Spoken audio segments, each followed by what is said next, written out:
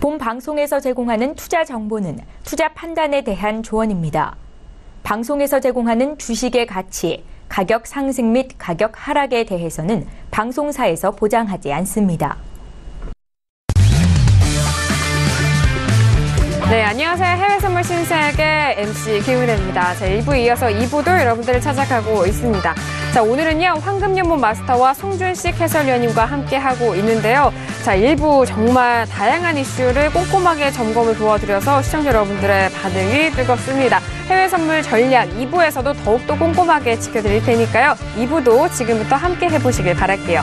자, 황금연못 마스터를 비롯한 9명의 마스터가 여러분들 기다리고 있습니다. 지금 바로 무료로 다운로드 받으실 수 있는 방법 안내 도와드리고 있는데요. 서울경제TV 홈페이지에 들어오셔서 신세계 배너 버튼 눌러주시면 바로 무료로 다운로드 가능하니까요. 지금 바로 실행해 보시길 바랄게요. 자, 그리고 여러분들이 참여하실 수 있는 방법도 활짝 열어놓고 있습니다. 전화와 문자 그리고 유튜브 실시간 채팅방도 열어놓고 있습니다. 지금 아래 하단 자막 나가고 있는데요. 자, 많은 참여 기다리고 있으니까요. 실시간으로 참여도 많이 해주시길 바라겠습니다. 자, 그리고 신세계 2부를 통해서 제공되는 정보 또한 여러분들에게 투자 판단에 대한 조언입니다. 해당 상품의 가치와 수익률을 보장하지 않는다는 점 다시 한번 고지 도와드리도록 하겠습니다. 자, 지금 이제 11시가 넘었고요. 2부가 지나갔는데요. 여러 속보가 올라오고 있습니다. 자, 뉴욕 증시가 옐런 의장 연설을 앞두고 상승으로 출발했다는 소식입니다. 선물 시장에서도 상승으로 전환을 하고 있는 지수, 양지수에 대한 부분 다시 한번 저희가 분석을 도와드리겠고요. 자, 그리고 전문가들은 유로엔 달러 환율이 더 내릴 것이다라는 그런 예상을 하고 있는 것 같습니다. 전망이 그쪽으로 쏠리고 있는 것 같고요. 자, 그리고 CNBC에서는 팡이죠. 이런 주식 약세, 이런 기술주들의 주식 약세가 이전과는 다른 양상을 보이고 있고, 그리고 시장 전반에 조정이 예고된다라는 흐름입니다. 그동안의 기술주들이 증시를 이끌어 왔지만은 그 부분에 있어서 좀 거품이 있지 않을까라는 조정에 대한 예고 이어지고 있고요. 그리고 ING에서는 옐런 연설에 이 달러의 불길할 수도, 그러니까 달러에 좀 영향이 좀 좋지 않을 수도 있다라는 그런 의견까지 내놓고 있습니다. 그리고 유로에 대한 의견도 1.16달러까지 하락할 가능성이 열려 있다라는 부분, 유로화에 대해서 약세 흐름으로 보고 있다라는 그런 의견까지 뉴스가 나오고 있네요. 그리고 단스케방크에서는 유로화의 이런 하락은 단기적일 것이다라는 그런 의견까지 좀 유로화에 대해서 다양한 의견과 그리고 분석 그리고 엇갈리고 있는 흐름을 보여주고 있는데, 자, 유로화에 있어서는 2부에서 함께 더욱더 집중적으로 알아보도록 하겠습니다. 자, 그리고 오늘은요, 신규 주택 판매 지수와 그리고 소비자 신뢰 지수가 발표가 되는데요. 소비자 신뢰 지수가 발표가 됐습니다. 월가에서는 120으로 예상을 했는데요. 119.8로 지금 예상치보다 하회하는 흐름을 보여줬습니다. 자, 해설위원님, 소비자 신뢰 지수에 대한 영향력이라고 할까요? 중요도와 지금 이 발표된 지표 어떻게 분석할까요? 원래는 한 3년 전까지만 해도 주택과 고용을 중심적으로 보는 미국 시장일 때는 사실 동시간대 신규 주택 판매 별 3개짜리가 더 큰 영향이었습니다. 그런데 지금 아무래도 앞으로의 경기 개선 속도에 대한 확인을 계속 하려는 시장 심리가 이제 뭔가 추가가 되면서 최근에는 이제 소비자 신뢰 지수가 동시간대에 같이 발표를 하는데에도 더 좀 주목을 받고 있는 상황인데요. 지금 뭐 120 예상 119.8, 뭐 예상치보다 약 하회하긴 하나 이 정도면 시장에 영향은 미칠 수 있는데 전혀 지금 뭐 주택 판매도 상당히 안 좋게 나왔어요. 예, 588만 588 예상에 560이 나왔고요. 신규 주택 판매 같은 경우는 3.3% 상승 예상에 마이너스 3.4%가 나왔습니다.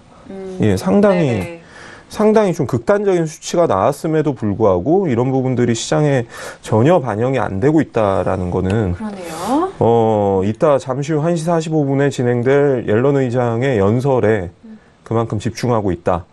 예, 그 입만 쳐다보고 있다라는 걸 것 같고, 네. 이럴 때는 한 11시니까 지금 한 2시간 정도 남았죠. 2시간 반 정도 남았는데, 장이 이 흐름에서 그냥 계속 쉬어가는 장이 좀 이어지지 않을까 싶어요. 네. 한 지수 정도만 좀 조심스럽게 체크하고 넘어가는 게 어떨까 싶습니다. 네, 맞습니다. 지금 각종 지표가 발표되고 있는데 이 지표에 대해서는 움직임은 아직까지 나오고 있지 않아요. 뭐 이런 이벤트성의 발언으로 시장이 또 숨죽여서 그들의 입에 주목을 하고 있는지 모르겠지만 일단 아직 시장은 폭풍 전야전처럼 좀 고요하기도 하고 아니면은 뭐 이런 것은 뭐 리스크로 받아들이고 있지 않다라는 뭐 두 가지 측면이 있을 텐데 참 새벽 이후의 시장이 너무나도 궁금한 상황입니다. 자, 지금 현재 지금 11시 10분이 지나가고 있는 시간인데요. 현재 시세 다시 한번 살펴보도록 하죠. 자, S&P 500 지수 자 2,500선에 안착합니다. 2,550포인트, 75포인트에서 거래가 되고 있습니다.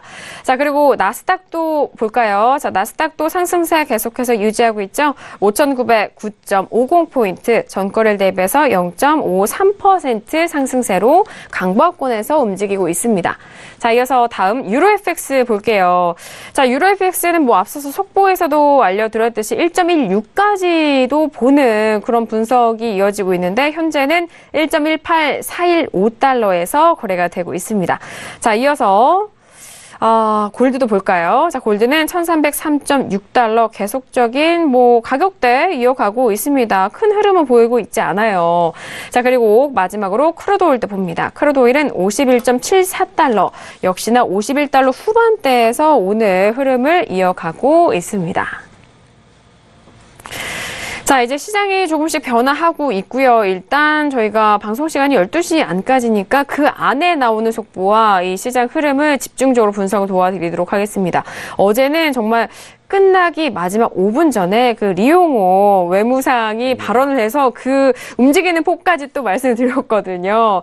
마스터님 지금 1부와 2부 이제 시간이 좀 지났는데 뭐 1부와 비교해서 변화된 상품권이라든지 뭐 눈에 띄는 그런 시장 부분이 있으신가요? 지금 전체적으로 다 봤는데요. 사실 네네. 큰 변화는 없습니다. 우리가 말씀드렸던 것처럼 예를 들어서 국채 같은 경우는 125.30에서 지지력을 하고 있고 또 S&P는 2,500에서 저항력을 보이고 있고 근데 이들의 공통점은 다 수급선에서 저항을 부딪힌다거나 아니면 수급선에서 지지를 받는다거나 이렇게 이제 볼 수가 있는데 이 수급선이다라는 거를 누가 만들었냐? 이건 제가 만든 게 아닙니다. 그러니까 우리 네네. 보통 이동평균선을 보면은 5일 이동평균선은 보통 뭐 우리 심리선이다 이렇게 얘기를 하죠. 네네. 20일 이동평균선은 뭐 세력선이다라고 얘기를 합니다. 그러니까 약간 좀 큰 돈들이 들어왔다. 그러니까 돈선이다 네네. 이런 표현을 쓰게 되고 61일 이동평균선을 수급선이다라고 얘기를 하죠. 네. 이유는 우리 보통 이게 이제 파생에서 비롯된 게 아니라 주식시장을 가지고 분석을 하잖아요. 근데 주식시장을 놓고 봤었을 때 우리가 분기 실적이 3개월에 한 번씩 나오게 되죠. 네네. 그래서 이 기업의 실적이 좋으냐 또는 뭐 개선될 수 있는 여지가 있느냐 또는 나쁘냐 이런 것들이 외국인들이 우리 특히 이제 주식시장을 본다면 외국인들이 3개월 기준으로 어느 쪽에다가 이제 포지션을 그러니까 포커스를 많이 두고 매매를 하느냐 이렇게 볼 수 있는데 그러다 보니까 60일선을 우리가 수급선 또 120일선을 경기선이다 이렇게 표현을 하게 됩니다. 그러면은 해외 선물에서는 뭐 경기선 또 세력선 정도는 필요할 수도 있고 심리선도 필요할 수 있는데 경기선, 뭐 세력선, 심리선 이런 거는 그렇게 크게 중요하지가 않거든요. 네. 왜냐하면은 23시간이라는 변동을 많이 가질 수 있는 시간이 하루 종일이다라고 볼 수가 있어요. 근데 우리 국내 주식이라든가 선물은 6시간 안에 모든 것을 끝을 내야 되지만 여기에 3배에 가까운 시간이 시장이 열리고 있다 보기 때문에 선택의 폭이 굉장히 많습니다. 그래서 5일선과 20일선은 수도 없이 많이 뭐 돌파를 했다, 꺾어졌다 이런 흐름도 나오지만 평균적으로 60일 이동평균선을 놓고 본다면은 이 60일 이동평균선이 분차트의 어떤 추세를 볼 때 우리가 길게 보잖아요. 그래서 네. 현재 주가 밑에 있느냐 아니면 현재 가격, 상품 가격 위에 있느냐 여기에 따라서 수급이 좀 좋아지고 있다, 괜찮아지고 있다 이런 것들을 이제 판단할 그렇죠. 수 있는데 이런 거는 사실 우리가 아무리 내가 뭐 지금 시장에 대해서 금리가 어떻고 연론 의장이 어떤 의견을 내고 뭐 매파다 비둘기파다 이런 얘기를 하기 전에 우리가 볼 수 있는 것은 차트를 통해서 확인할 수 있거든요. 네네. 그래서 이 자리는 지지가 좀 되겠다. 뭐 이런 것들을 좀 논하게 되는데 그런 면을 본다면 대표적으로 큰 게 S&P하고 10년 국채 두 가지를 놓고 봤을 때 S&P는 2,500에 부딪히고 있고 10년 국채는 125.30에 지지하고 있는데 이 둘은 똑같은 이동평균선 화면 한번 잡아주시면 이렇게 60일선에 지지하고 있고요. 초록선이 60일선이죠. 그리고 60일선에 저항을 가지고 있죠. 근데 여기서 예를 들어서 우리 S&P 같은 경우는 양봉이 크잖아요. 네. 양봉이 크고 현재는 단봉이기 때문에 분명히 위로 한 번 더 칠 수 있습니다. 여기서 바로 안 꺾어지겠죠. 네. 칠 수 있고 상대적으로 10년 국채 같은 경우는 어저께 기준으로 장대봉, 그러니까 지금 이 시간대 우리 그 외무장관, 북한 외무장관 그 기자회견 나왔을 때 이 장대봉에 아직 하단을 건들지 않고 이렇게 머물러 있거든요. 그러니까 이들은 시간을 아까 우리 옐런 의장 얘기 나올 때 정도 시간을 좀 필요로 할 수 있다 또는 아직까지 트럼프 대통령이 제스처가 없어요. 맞아요.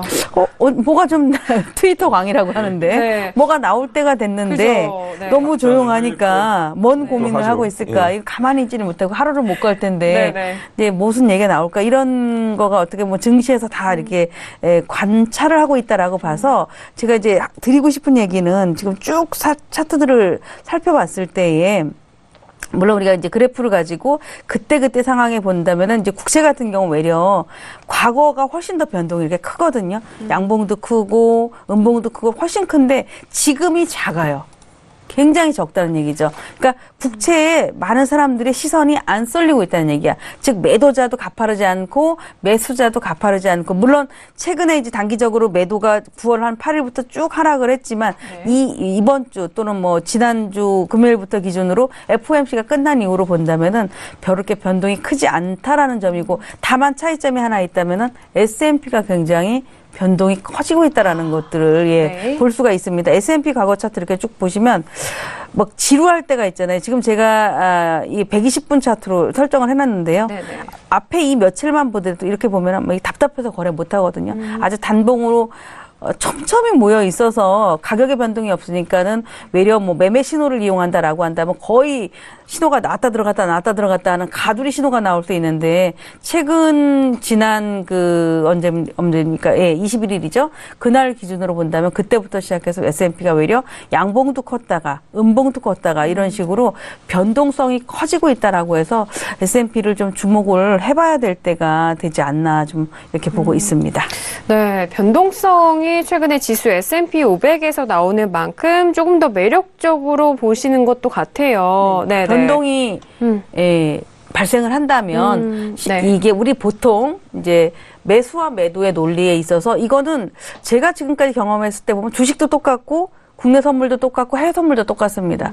그러니까 이제 속된 말로 매수는 시간 틱을 먹는 게임이고 매도는 한 방이다라는 얘기를 해요. 왜냐하면 매수는 매수는 시간을 두고 굉장히 많은 사람들 힘들게 하거든요.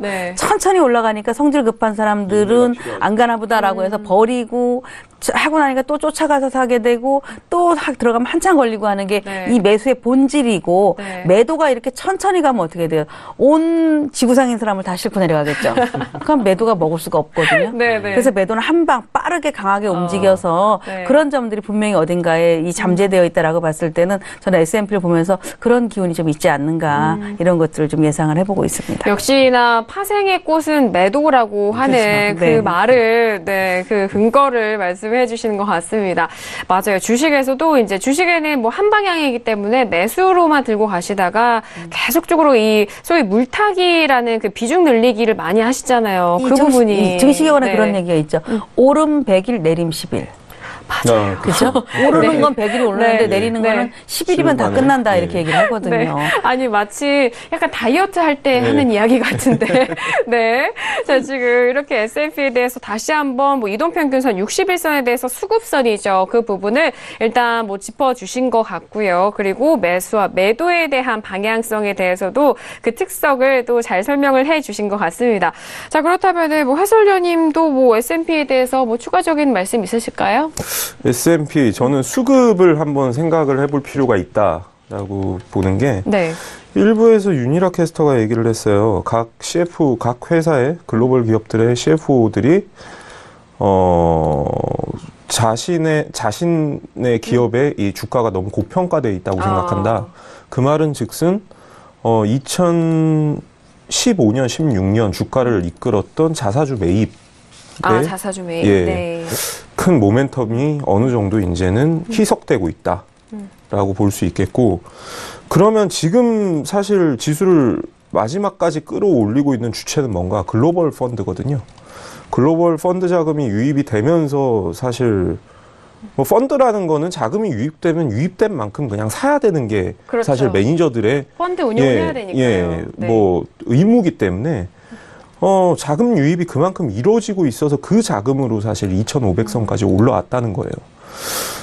그런데 이런 자금들이 대부분 주식의 끝물일 때 들어오는 이런 징후라는 거죠. 그래서 네. 이런 부분들을 좀 체크를 했을 때 그 기업의 주인이 내 주가가 너무 비싸다고 표현을 해요. 그러면은 이건 좀 경계를 해야 될 구간에 반드시 접어든 거다. 그런 거 같아요. 네. 그래서 뭐 이런 좀 수요적인 부분 그리고 지금 수급적인 부분으로 어떻게 지수가 어떤 주체로 올라가고 있는지 여기서 만약 2,500선을 뚫고 3,000선을 바라보면 올라간다면 그런 뉴스들을 좀 한번 저희는 자세하게 좀 찾아볼 필요가 있을 것 같습니다. 네, 예. 말씀하신 부분 중에 어떤 주체가 이 지수를 또 올리고 있는지 그 부분이 참 중요해 보입니다. 아니 뭐 자신의 주식이 너무 고평가되어 있다고 생각한다라고 한다면은 정말 그 발언 뭐 쉽게 이렇게 지나치지 않을 것 같아요. 네. 근데 이 미증시에 대한 그 매도 의견을 함부로 못 내잖아요. 네, 맞아요. 지금 전반적으로 보면은 네네. 뭐 자금이 더 추가적으로 투입되지 않고 빠져나간다 이런 뉴스가 있지만 그렇다라고 해서 지수를 보면은 고점이 안 나오고 있거든요. 맞아요. 그래서 네. 이 S&P를 저도 이제 가끔 한동안은 거래를 안 하고 이제 최근에 매도로만 가끔 거래를 해보는데 S&P는 이제 원웨이라는 건 아직 없는 것 같아요. 지수는 예, 원웨이는 없습니다. 네네. 그러니까 우리가 브렉시트 때도 그랬고 트럼프 대통령 때도 그렇고 하한가를 가도 반등 치고 올라오는 게 S&P거든요. 한 번에 네네. 그걸로 그냥 끝나지 않기 때문에 이 폭이 제가 그런 얘기를 드렸었을 겁니다. 앞에서도 보면은 예를 들어서 우리가 10년 국채의 하루 일중 변동성이 평균 한 25틱이다. 크게 움직이면 45틱, 정말 완비 큰 어떤 흐름이 나온다면은 한 2, 3일 동안은 한 75틱 이렇게 움직인다라고 하는데 S&P가 하루에 100틱에서 한 150틱이 빠지면 거기서는 절대 추격을 해서는 안 됩니다. 반발 매수가 들어오죠. 어제 같은 경우도 똑같은 상황이거든요. 네네. 그래서 그런 움직이는 폭을 봤을 때에 제가 이렇게 이제 우리 그 시즌을 쭉 했잖아요. 이제 네. 이렇게 시즌 쭉 해보면서 보면은 고생스러웠던 부분들을 이제 볼 수 있었다고 봐요. 우리 그 시청자분들도 그렇고 전문가분들도 그렇고 고생스러웠던 게 우리 국내 선물 같은 경우 내가 고점을 예측해서 딱 들어가면은 거기서부터 빠진 속도가 크기 때문에 한 2박 3일, 3박 4일 가져가도 그만큼의 수익이 나는데 S&P는 그런 거를 안 줬단 말이에요. 네네. 그래서 정말 막 며칠 기다렸다가 하루 조금 먹고 나오고 하는데 상대적인 어떤 그 박탈감 같은 게 많을 수 있는 게 S&P다라고 보여져서 결국에는 S&P에 대한 어떤 전략은 큰 움직임이 나온다라고 한다면 일단 그날은 따라 들어갔을 때 내가 최소한 뭐 한 150틱 이 정도에서는 멈추고 이런 전략을 해야만 되는 것이지 단봉 때 들어가면 굉장히 좀 어렵다라는 거 쉽지만은 않은 게 S&P 거래다라는 거 저는 좀 말씀을 드리고 싶습니다. 네, 맞아요. 지수도 어제 그 외무상 발언이 있었을 때 지수 한번 이렇게 흔들리면은 정말 회복을 다시 하더라고요. 다음 장에 자고 나서 일어나면은 바로 회복을 하고 있는. 어떻게 저렇게 될 수 있지? 그러니까요. 그렇기 때문에 여기서 지수에 대해서는 원웨이가 나오지 않는다 부분, 정말 긴 호흡과 이 종목을 대하는 데 있어서 기본 자세가 아닐까. 최근에. 왜냐하면은 크루도일이라든지 금 같은 그런 흐름에 익숙하신 분들이라면 이렇게 빠지니까 간다. 약간 이렇게 생각하실 수도 있기 때문에 거래 그 부분. 대금이 골드나 오일의 거래 대금과 S&P와 국채 거래 대금하고는 거의 뭐 천지 차이거든요. 네네. 그러니까 세력들의 움직임, 우리가 이제 이거를 주식이다라고 표현을 한다면 골드 오일은 그냥 세력주라고 생각하시면 돼요. 대신에 뭐 S&P라든가 10년 국채라든가 이런 쪽은 쉽게 생각하면은 뭐 대형주라고 생각하면 되고 옌이라든가 뭐 불이라든가 이런 거는 세력주라기보다는 거의 약간 아무튼 중형주급에 들어가는 그런 흐름이다라고 볼 수 있어서 종목군들을 거래하시면은 성질을 잘 이용하시는 것도 그것도 하나의 어떤 리스크 통제에 해당이 될 수 있거든요. 이제 그런 것도 어떤 매매의 포인트로 잡아보실 수 있을 것 같습니다. 아니, 앞서서 지금 지수 같은 경우는 고점을 누구도 지금 예측을 못하고 있는 부분이고, 그런데 좀 재미난 기사가 왔어요. 트레이딩 애널리시스 닷컴에서 좀 나온 기사인데 S&P 500이 일단 지금이 2,500이니까 여기서 50포인트 더 상승해서 3,000까지 상승한 이후에 다시 1,800까지 조정 가능성이 있다. 자, 이 기사는 어떻게 좀 두 분이 생각하시는지 잠시 들어볼까요? 네. 이거는 사실 되면 그만이고 안 되면 말고예요. 그렇죠. 아니, 나는 그렇게 생각해. 그렇게 가면 커버나 내가 그렇게 말한 거 되지 않냐. 그럼요. 이렇게 되거든요. 근데 그거는 거기에 대한 어떤 예측이죠. 우리가 예를 들어서 예전에 삼성전자가 지금 이제 한참 전에요. 한참 전에 우리가 아마 금융위기 때 정도가 된 것 같습니다. 국내 시장에서 주식 시장이라든가 삼성전자의 매도 의견을 냈다가 정말 아주 몰매를 맞은 애널리스트가 좀 있었습니다. 그런데 매도 의견이 맞았었거든요. 그래서 증권가의 애널리스트는 우리 증권가에 계신 분도 있지만 함부로 매도 의견을 낼 수 없는 처지라고 생각을 합니다. 그래서 리포터들이 매도 의견이 별로 없잖아요. 매수 의견 기대치를 줘야 되죠. 그래야지 시장에 돈을 들어오게 되지 하락할 거야, 매도할 거야 라고 한다면 누가 돈을 갖고 들어오겠습니까? 그래서 그런 어떤 기대치에 대한 여지를 남긴 게 아닐까. 이건 우리 송 차장님이 더 말씀을 잘하실 것 같은데. 아니 근데 이 기사가 지금 약간 밀당을 한 게 왜냐면 상승도 보고 조정도 보는 거잖아요. 어떻게 생각하세요? 3,000선을 찍고 1,800이라. 예. 정말 차티스트의 우선 발언이고요. 그렇죠. 차티스트. 차티스트의 발언이고. 우선 기술적으로 그렇게 차트상 그렇게 분석이 가능하다는데, 일반적인 차트 이론이 가장 들어맞지 않는 게 S&P 500입니다. 지수예요. 그만큼 시장 참여자들이 다양하고, 엘리엇 기반이든, 일목 기반이든, 이런 기반으로 분석을 하기엔 상당히 난해한 종목이 사실 S&P 500이라고 생각을 하고 있기 때문에, 참여자들이 너무 다양하고, 그리고 어떤 주체가 들어와서 확 시장을 끌어버릴 수도 있는 또 상품이기도 해요. 그렇기 때문에 이걸 글쎄요, 3,000선. 그거 생각하다 거덜나죠. 거덜납니다. 3,000원 기다리다 거덜나고, 1,800 기다리다 거덜나고. 제가 그때 일전에도 방송에서 말씀을 드렸지만 2년 동안 매도친 저는 고객들을. 또 기억나요? 그 친구분 세 분을. 또 기억납니다. 그리고 결국에 실패하고 그 셋은 헤어졌습니다. 그런 경험들이 없으시길, 시청자분들은. 아니, 왜냐면은 이런 뉴스들이 나오면 또 투자자분들이, 정말? 이렇게 생각하실 수 있는 그런 접해볼 수 있는 기사를 또 한번 방송에서 말씀드린 거예요. 그러니까 우리가 보통 행복은 대중의 주머니에다 꼽아주지 않는다라고 하죠. 또는 모두가 합장을 하면 반대로 간다. 이런 얘기를 하게 되는데 증시가 올랐었을 때는 더 오른다고 얘기할 수밖에 없는 거라서 자, 오를 수 있는 근거가 지금 없잖아요. 북한 리스크가 가장 큰 리스크죠. 근데 그 리스크도 쌓이면 과거에 우리가 이제 미래 앞으로에 지나가서 과거를 분석했었을 때 그때 그랬기 때문에 내 말이 맞았어라고 얘기를 하게 되거든요. 맞아요. 그래서 현재 구간에 3,000 얼마 안 남았습니다. 금방 갈 수 있는데 밑에서 올라온 걸 생각한다면은 올라온 길이 훨씬 더 길죠. 그래서 그거를 바라보는 것보다 앞에서 제가 차라리 현실적으로 2,500 가면 일단 한번 눌러봐라. 이게 더 낫다는 얘기죠. 저도 그런 얘기는 할 수 있습니다. 2,000선을 테스트할 거예요. 언젠가. 그렇죠. 2,000선 굉장히 원래 중요한 자리였어요. 근데 2,200을 뚫으면서 어느샌가 2,000선은 온데간데 없거든요, 지금. 네네. 이천선을 테스트할 것이다. 네. 프롬 송준식 해설위원님 기억하고 있겠습니다. 네. 자, S&P 지수에 대해서 많은 의견들과 함께 또 지금 상황도 시세를 살펴봤는데, 자, 이어서 앞서서 좀 말씀을 드렸듯이 유가에 대해서 또 관심이 또 마스터님 말씀해 주셨잖아요. 코메르츠뱅크에서 최근에 유가 강세가 상당 부분 투기에 의한 것이다라는 그런 분석성 기사를 내놨는데, 마스터님 동의하시는 것 같아요. 네, 어떻게 생각하세요? 그러니까 지난 그 말씀을 드렸을 때 달러 인덱스가 올라갈 때 보통 뭐 원자재 종목 이런 쪽들이 조정을 보이잖아요. 그리고 이제 IT 종목군들도 조정을 보이는데 마땅히 돈이 갈 데가 없었거든요. 갈 데가 없다 보니까는 결국 이게 뭐 갑자기 원유가 언제 감산하고 어떤 회의가 한다라는 게 지금 이렇게 돌발적인 이슈처럼 나오는 게 아니잖아요. 예정돼 있었죠. 네. 그래서 그에 맞춰서 이렇게 움직였다라고 볼 수 있고, 또 그들은 이제 또 달러 인덱스가 뭐 조정을 보인다거나 하게 되면 저절로 또 차익 매물이 나오는데, 우리 앞에서 제가 그런 얘기를 드렸죠.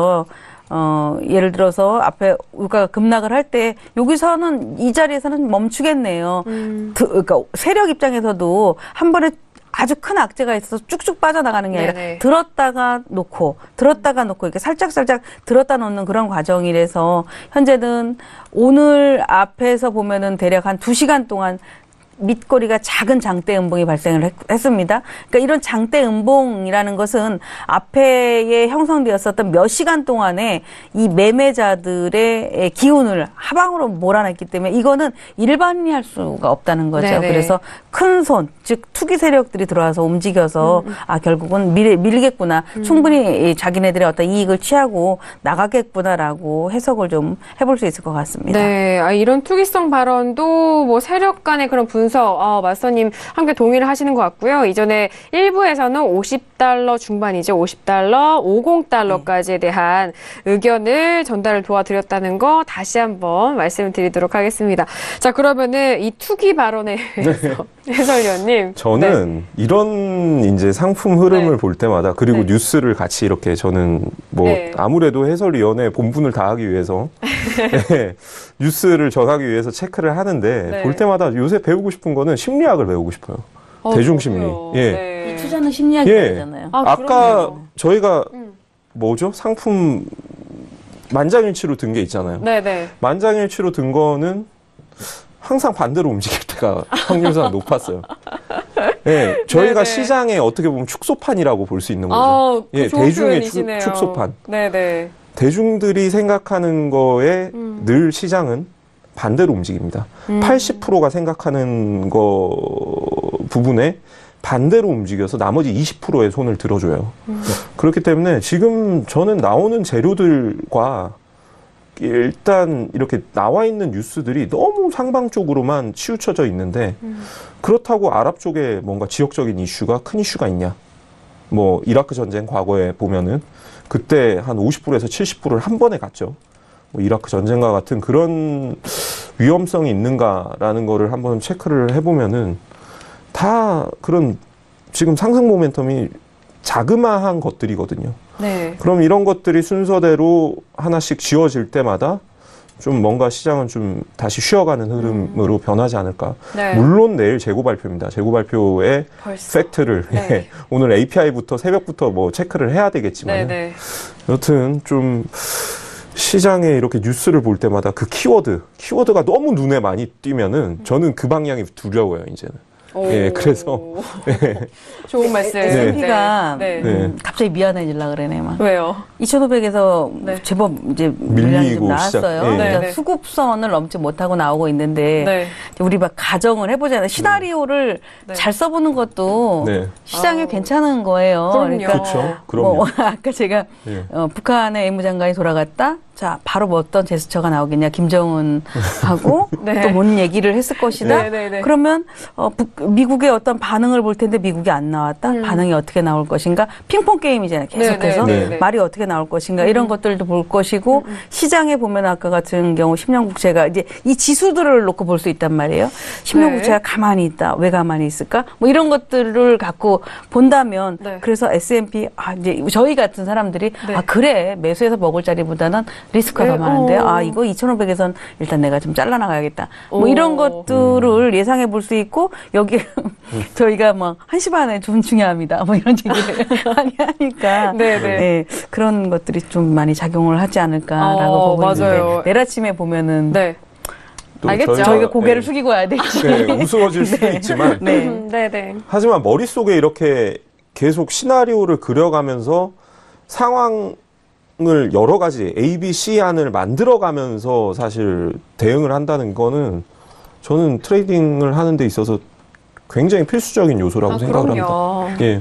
사실 제가 내일 오랜만에 나와서 이런 말씀 드리기는 좀 죄송한데 내일 이제 세미나를 이렇게 좀 해요. 그쵸. 근데 세미나를 이제 지정석 60명만 이렇게 한정으로 해서 실전 매매, 저는 이제 실전 매매를 하다 보니까는 왜 단타를 할 땐 이건 단타로 해야 되는지, 또 이거는 왜 스윙으로 해야 되는지, 이런 어떤 실전 매매를 설명을 좀 드리는데, 제가 오늘 오랜만에 나왔으니까 또 그냥 갈 수가 없잖아요. 네네. 그래서, 이거를 그냥 이렇게 좀 펼쳐놓고 좀 봐드려 볼게요. PPT 준비하고 오셨죠. 이거 사실 내일 강연은 아니고 세미나에 쓸 거를 갖고 있었는데, 그거를 살짝만 좀 보여드리고 갈게요. 그러면 살짝 크게 볼까요? 지금 F5를 한번. F5를.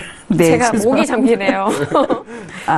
이렇게 되면 이제 막 제가 해야 되는데, 앞에 내용은 필요 없고, 이제 제가 차트만 좀 보여드리려고 그래요. 네, 좋습니다. 우리가 차트를 설정을 한 걸 보면은 다 그런 얘기죠. 저 신호대로 따라갔었으면은, 저 지표대로 따라갔으면 이런 얘기들을 하거든요. 그런데 따라갈 수 있는 게 너무너무 많은데도 불구하고 내가 중간에 막 바꿉니다. 그러니까 나한테 시장을 막 맞추려고 그래요. 예를 들어 나는 정말 나의 자금력이라든가 나의 돈이라든가 이런 흐름이 추세 매매를 할 수 있는 게 아니라 나는 단타인데도 불구하고 자꾸 추세에 눈이 멀게 됩니다. 그러니까 어떻게 돼요? 시장을 크게만 보려고 하죠. 내가 단타를 해야 되는, 예를 들어 제가 이렇게 화면에 올려드린 게 이제 초급용 예시 차트다라고 해놔드렸는데, 이런 그래프를 본다면 초급자들이라면은 보통 증권사마다 뭐가 있냐면 가격 박스가 있어요. 이게 가격 박스는 볼린저 밴드하고도 같은 의미거든요. 근데 볼린저 밴드는 저는 절대 권하지 않습니다. 주식하시는 분들도 그거를 추구하시는 분도 굉장히 많은데, 볼린저 밴드에 대한 물론 상단에 부딪히면 매도하고 하단에 부딪히면 또 매수해라 이렇게 하는데, 사실 그게 되게 위험하거든요. 그러나 원리는 가격 박스나 볼린저 밴드가 비슷한데, 그럼에도 불구하고 파생시장에, 우리 해외 선물에 있어서는 이 가격 박스를 놓으면은, 예를 들어 단타를 하잖아요. 단타를 한다면 시간을 30분 이내로 당겨서 거래를 해야겠죠. 단타 하시는 분들이 1시간, 2시간짜리 보면 안 되잖아요. 그렇죠. 30분 이내에서 놓고 봐야 되니까, 가격 박스 상단에 부딪히면 내가 추격하지 말아야겠다. 또는 예를 들어 가격 박스 하단에 탁 걸린다면, 여기서는 청산을 해야겠다. 그죠. 이런 기준이 되게 되겠죠. 또는 가격 박스를 가지고 중심선을 기준으로 놓고 본다면, 중심선 밑에서는 물론 매도도 하고 매수도 할 수 있지만 매도가 더 세겠다. 이런 어떤 기준을 잡을 수 있거든요. 그래서 하나의 어떤 팁이다라고 말씀드린다면, 우리 거의 쓰시는 증권사, 저는 우리 나와 계신 회사의 증권사를 지금 썼는데, 거기 거를 놓고 본다면은 대략 한 30분 이내 거를 놓고 가격 박스를 설정하면, 이렇게 초보자분들, 난 빨라서 두려워요라고 하는 말이 필요가 없을 것 같아요. 이게 뭐냐면, 공교롭게도 126.11에 있는 그 10년 국채예요. 국채를 보시면, 물론 제가 이렇게 오실레이터 이런 거, 이게 다 실전이기 때문에 제가 내일 같은 경우는 좀 설명을 좀 드리려고 하는데, 양운이라고 표현합니다. 이가 오실레이터가 어디가 올라갔고 이렇게 표현하지 말고, 양운, 양의 기운, 매수의 힘이 크죠. 또는 음운, 매도의 힘이 크거든요. 음운 상태의 중심값을 이탈한다. 그러면 얘는 매도 전략으로 가면 된다. 이렇게 보시면 되는 거고, 그리고 또 예를 들어서 나는 이거보다도 아까 같은 경우는 초급이잖아요, 초급.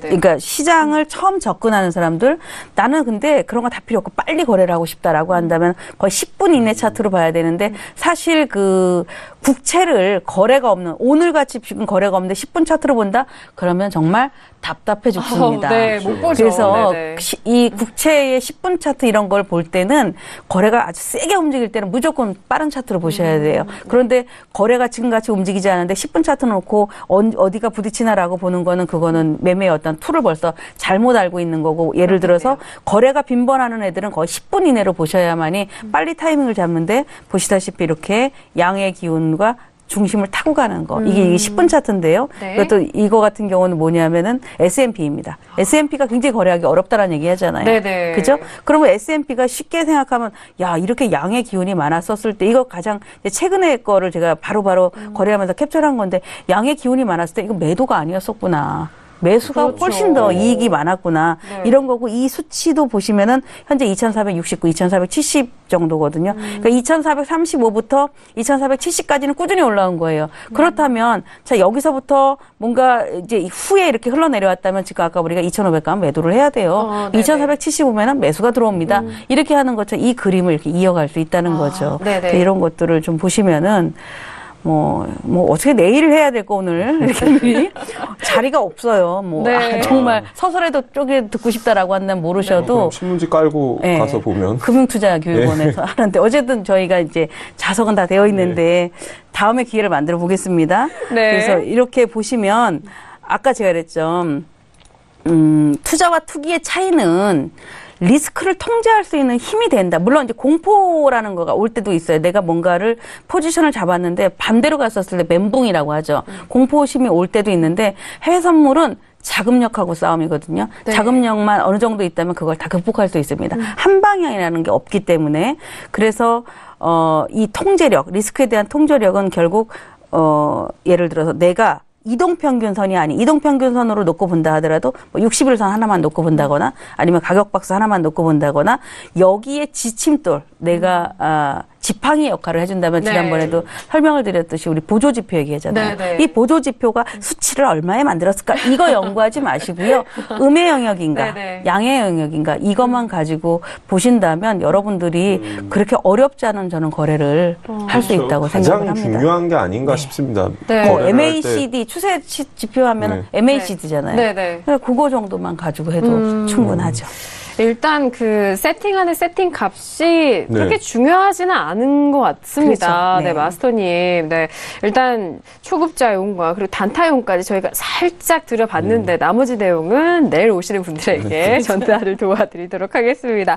자, 이렇게 S&P 500 지수와 그리고 앞서서 크루드오일도 함께 살펴봤고요. 자, 지금 시간이 이렇게 빨리 갔는데 자, 유로를 좀 분석을 해드려야 될 것 같아요. 유로 뭐 주말에도 뉴스들이 좀 많았고요. 유로 같은 경우에는 1.9가 깨진 가격대에서 또 많은 분들이 관심 있어 하시는 것 같은데요. 자, 유로 달러가 1개월 내 최저로 하락했다. 1.1830달러에 대한 의견 그리고 유로화 향방에 대해서도 의견들이 좀 분분한 것 같습니다. 그만큼 세력들도 어려워하는 종목인데 또 개인 투자자들이 원래 이제 선물 초기 시장 이전에 뭐 FX 마진에 대해서 유로를 좀 많이 하셨기 때문에 이제 해외 선물에서 이제 유로로 많이 좀 있으시잖아요. 투자자분들이. 그래서 많은 분들이 궁금해하실 것 같은데 자, 유로 현재 1.18340달러입니다. 유로 하면 또 달러 기준을 빼놓을 수가 없기 때문에 뭐 앞서서 마스터님 달러도 말씀해 주셨잖아요. 좀 연관되어서 유로 좀 분석을 해 주시죠. 네. 사실 우리가 해외 선물을 처음 접하게 된 거가 유로 FX죠. 네. 거의 다 유로 FX로 거래를 했고 예전에는 이제 유로 FX가 한 틱에 10,000원씩 움직이니까 그때는 변동성이 어마어마했잖아요. 거래량도 지금도 마찬가지예요. 네네. 저는 이거를 처음 거래를 할 때 사실 거래량이 너무 많으니까 S&P 정도로 생각을 한 거예요. 그래요? 이거 이렇게 하고 싶은 자리에서 얼마든지 한다. 그런데 열어보니까 그게 아니더라고요. 그러니까 내가 원하는 가격을 찍는 그 순간 벌써 이만큼 달아난다거나 호가가요? 내려간다거나 그런 네. 변동이 너무 커서 이거 굉장히 쉽게 접했다가는 정말 잘못해서 거덜나는 상품이겠다. 이런 얘기를 했는데 우리 지금까지 이제 드러기 총재가 계속해서 뭐 양적 자산 축소 이런 얘기가 이제 나왔었잖아요. 네. 그런데 자산 축소, 그러니까 금리를 동결을 계속함으로써 동결할 때마다 유로가 급등을 했습니다. 그러니까 네. 드러기 총재가 원하는 바는 아니었던 것 같아요. 그리고 시장에서 계속 초과적으로 올라가니까. 근데 결국 지난번에 마지막 그 발언 이후에 네. 미증시도 자산 축소 얘기가 나왔고 유럽도 마찬가지로 그런 얘기가 네. 나오기 시작하면서 유로가 조정을 받고 지금 이제 그런 흐름으로 들어가는 거다라고 보여져서 실질적으로 뭐 월로 따진다면 이제 거의 한 5개월 올라가놓고 9월 한 달 조정이거든요. 네, 네. 그래서 10월 달은 유로가 그렇게 저는 급락을 하진 않을 거라고 봅니다. 그러니까 내려왔다가 거의 이제 9월 우리 다 됐잖아요. 네, 그러니까 마지막 10월에는 주죠. 다시 가다가 네. 앞에 고점을 못 넘고 정말 자산 축소로 들어간다거나 뭐 이런 흐름이 나온다면은 이제 유로 달러가 좀 점진적으로 약세를 보이게 되지 지금 막 이렇게 급락을 했다라고 해서 다시 급등을 한다. 달러 인덱스도 똑같죠. 달러 인덱스가 막 급등하지 않잖아요. 일정 네. 부분 가면은 부딪히는 것처럼 그런 흐름들을 저는 예상을 하고 있어서 다만 달러 인덱스를 우리가 거래를 하진 않잖아요. 유로 네. 같은 경우 거래를 해더라도 그렇다면 아직 어떤 신호의 위치라든가 이런 것들이 바뀌지 않았는데 서둘러 매수할 필요는 없지만 지금 상태에서 매도를 쫓아가는 거는 아니다. 이렇게 보고 있습니다. 어려운 점인 것 같아요. 어려운 그렇죠. 지금 포인트이기도 네. 하고 그렇다면은 뭐 유로가 지금 현재 매매하기에는 매력적인 그 가격대와 그리고 종목은 아닐 거라는 말씀이시기도 할 것 같아요. 어떠시나요? 매매에 매력적이다라는 네네. 거는 아니에요. 네. 예를 들어서 네. 저는 이제 늘 실전을 하니까 알 수 있는 사실 매력이 없는 건 국채예요. 지금, 안 움직여요. 네. 뭐 엄청난 수익이 날 것 같죠? 과거 같지가 않습니다. 그렇죠. 외려 이 돈이 어디로 갔냐면 오일로 갔고 이렇게 유로로 갔고 네. 뭐 달러 인덱스로 갔고 이렇다라고 네. 보거든요. S&P 뭐 매력 있습니까?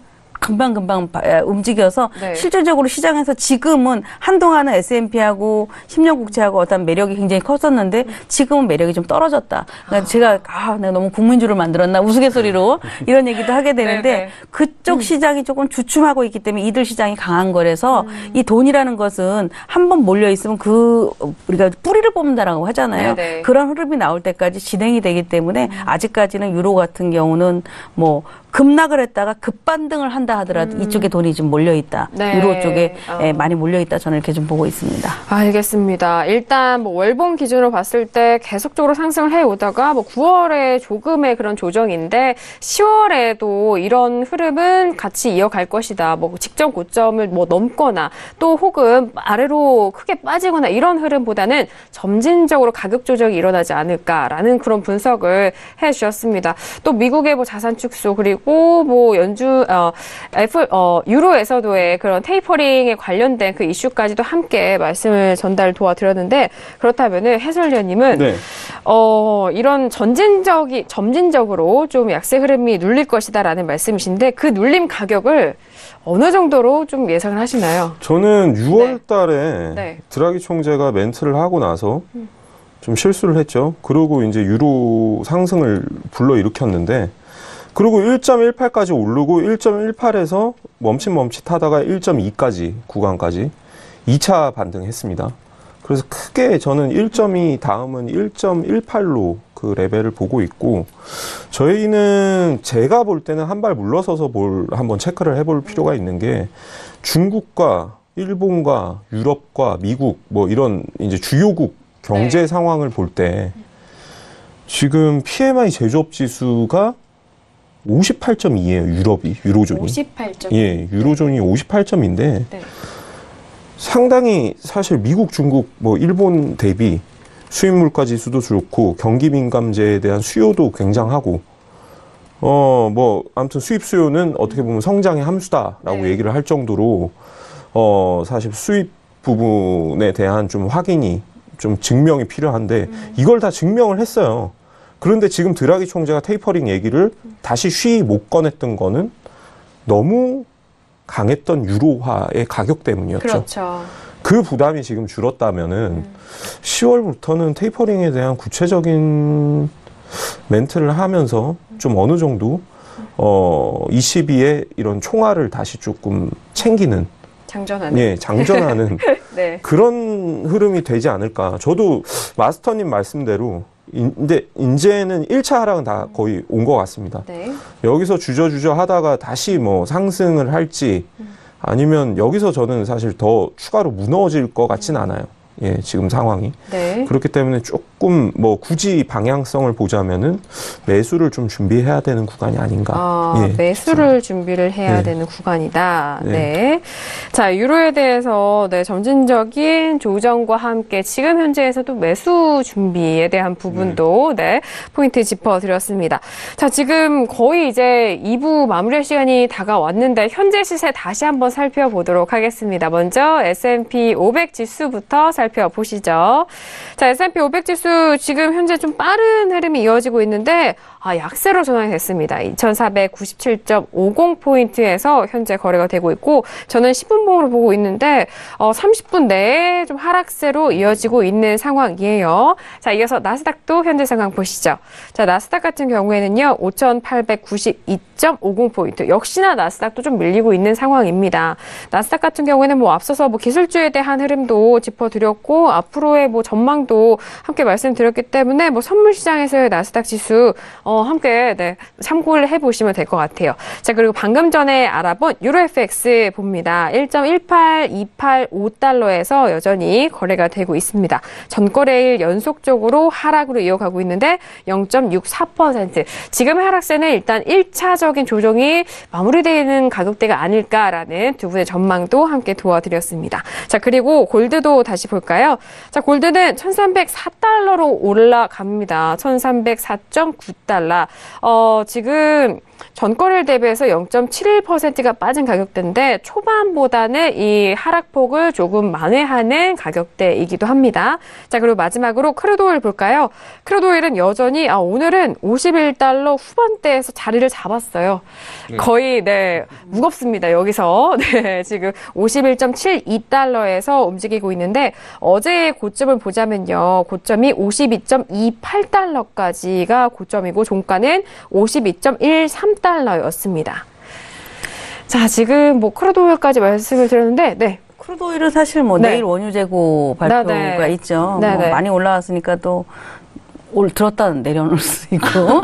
그런데 저는 오늘 사실 우리가 뭐 계속해서 얘기를 했지만 오늘 제일 주목해서 봐야 되는 건 S&P일 것 같아요. S&P, S&P가 지금 10분, 20분, 30분이죠. 30분 동안에 오늘 하루 종일 애를 써서 만들었던 자리까지 내려와 있거든요. 네, 그렇죠. 그러네요. 시작점이죠. 그래서 아까 우리 2,500 가면 뭐 매도를 해야 된다. 물론 이제 또 내려오면 여기서 뭐 갈까 리바운딩이 좀 나올 수 있는 자리인데 이 시점이 점점 1시 반으로 가까이 갔었을 때에 그 기준으로 갔었을 때에 되돌리지 못한다면 S&P는 기술적인 약세, 정치적인 문제, 뭐 어떻게 보면은 시장에 대한 그 에너지 소진 이런 것들이 다 곁들여질 수도 있다.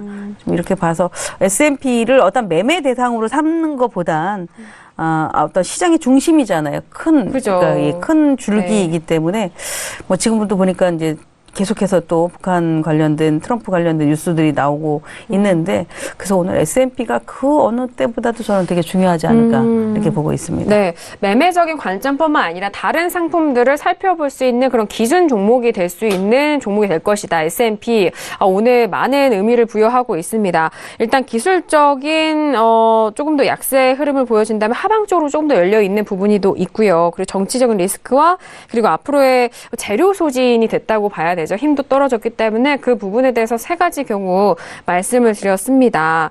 자, 지금 지수에 대해서 다시 한번 짚어봤습니다. 저희가 또 크루드오일 같은 경우에는 내일 재고 발표를 앞두고 있기 때문에 뭐 1부 때에서도 마스터님이 말씀해 주셨는데요. 재고 발표가 최근에 정말 한마디로 좀 변동성이 떨어졌기 때문에 보는 재미는 떨어졌다. 뭐 이런 말씀도 많은 시청자분들이 하고 계시는데, 자, 크루드오일 같은 경우에는 뭐 재고 발표 전에 가격대가 좀 중요하잖아요. 여전히 51달러 뭐 중후반에서 움직였다면은 여기서 조정받을 가능성이 더 커 보일까요, 마스터님? 어떠세요? 그러니까 우리 지금 보면은 뭐 감산 얘기 이런 이슈가 좀 많았었잖아요. 그것 때문에 올라가서 결국 아마 원유가 증가하진 않을 것 같아요.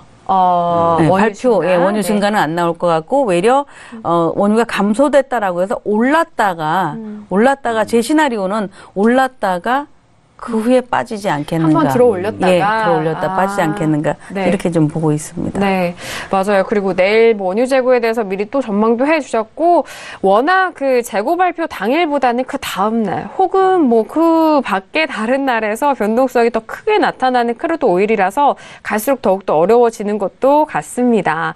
자, 이렇게 지금 원유까지 오늘, 정말 다양한 상품, 그리고 최근 시장 흐름에 있어서 중요한 시점이 아닐까 싶어요. 그리고 어렵습니다. 분석하기 더욱더 어렵기 때문에 저희 신세계 함께 하시는 마스터님의 이런 투자 전략과 매매 포인트 필요할 것 같아요. 꼭 좀 활용을 해보시길 바라겠습니다. 자, 지금 속보가 계속해서 들려오고 있는데요. 미국의 8월 신규주택 판매가 올해 최저를 기록했다라는 속보 올라오고 있고요. 달러화에 대해서도 계속해서 들려오고 있습니다. 옐런 연설 앞두고 상승을 했다라는 달러화에 대한 뉴스까지 전달을 도와드리도록 하겠습니다. 자, 두 분 오늘 2시간 너무 빠르게 지나간 것 같아서 마스터님 마지막으로 한 말씀 해주실까요? 네. 시장에서 사실 있다 보면은 이게 이렇게 우리 보면 해외 선물을 하면 시간이 많지 않을까 이런 생각을 하거든요. 근데 해외 선물을 하다 보니까 시간이 더 없는 것 같습니다. 그러니까 어찌 보면은 네. 내가 너무 시장에 빠져 있는 게 아닌가 이런 생각도 해보게 되고 나의 생활에 한 80%가 해외에 집중되어 있다라고 생각을 하는데 그런데 그 얘기를 하죠. 미쳐야지 된다고 하잖아요. 네네. 그거를 거부하시면, 그러니까 매매에 미치는 것보다 그냥 이 시장에 미쳐 있다 보면 시장을 보는 눈이 누구보다 저는 커질 거라고 생각을 합니다. 그래서 네. 그런 것들을 파생을 해 저렇게 해 이렇게 생각하지 마시고 저 정도는 봐야지 그래도 나름대로 어떤 흐름에 대해서 알아갈 수 있겠구나라고 어떻게 보면 좀 폭 넓게 시장을 보시는 눈이 필요하고 우리가 뭐 해외 선물을 얘기를 많이 하지만 필수 조건이 될 것 같습니다. 앞으로는. 그래서 여러분들도 그렇게 자꾸 접근하는 연습을 좀 하셨으면 좋겠습니다. 네. 아니, 이게 뭐 투자뿐만 아니라 모든 일에 있어서도 사실 뭐 기본 베이스라고 할 수도 있을 것 같아요. 자, 이렇게 오늘 두 분과 정말 알차게 2시간 꾸며드렸는데 두 분과는 여기서 보내드리도록 하겠습니다. 오늘 두 분 감사드립니다. 네. 자, 황금연못 마스터와 송준식 해설위원이고 2시간 동안 함께 했습니다. 저희가 2부에서도 말씀드린 내용은요, 투자 판단에 대한 조언입니다. 해당 상품의 가치와 수익률을 보장하지 않는다는 점 다시 한번 고지 도와드리도록 할게요. 자, 오늘 신세계 2시간 정말 알차게 전달 도와드렸고요. 저희는 내일 이 시간 다시 돌아오도록 하겠습니다. 2시간 동안 함께 해주신 여러분 고맙습니다.